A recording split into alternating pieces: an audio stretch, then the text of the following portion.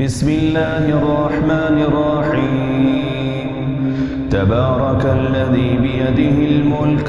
وهو على كل شيء قدير الذي خلق الموت والحياة ليبلوكم أيكم أحسن عملا وهو العزيز الغفور الذي خلق 7 سماوات طباقا ما ترى في خلق الرحمن من تفاوت فارجع البصر هل ترى من فطور ثم ارجع البصر كرتين ينقلب إليك البصر خاسئا وهو حسير ولقد زينا السماء الدنيا بمصابيح وجعلناها رجوما للشياطين وأعتدنا لهم عذاب السعير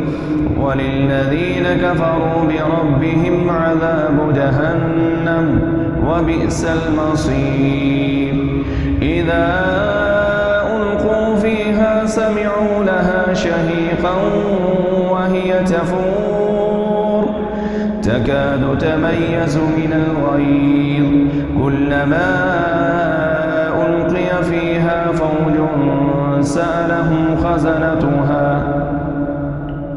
سألهم خزنتها ألم يأتكم نذير قالوا بلى قد جاءنا نذير فكذبنا وقلنا ما نزل الله من شيء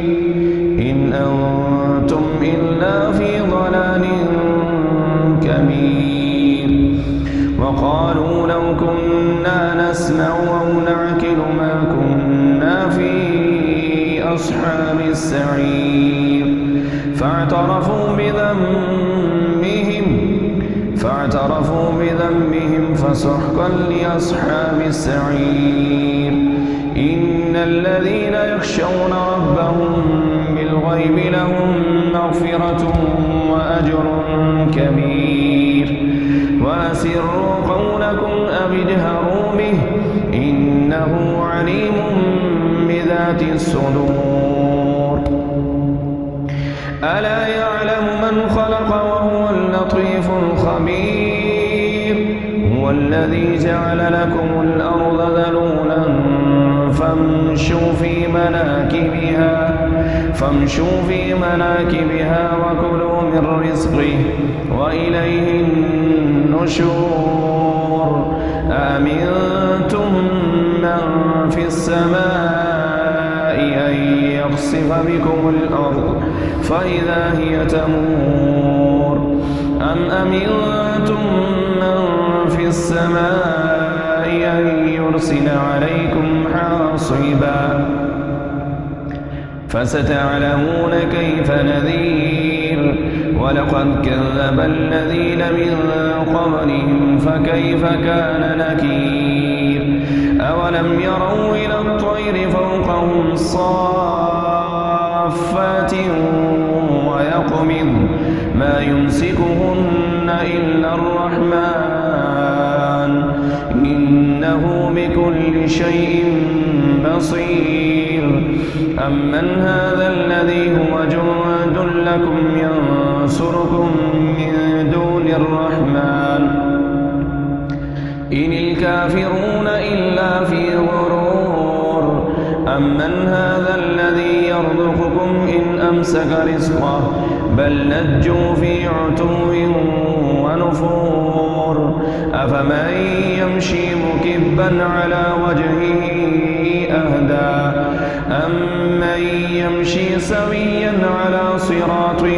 مستقيم قل هو الذي أنشأكم وجعل لكم السمع والأبصار والأفئدة قليلا ما تشكرون قل هو الذي ذرأكم في الأرض وإليه تحشرون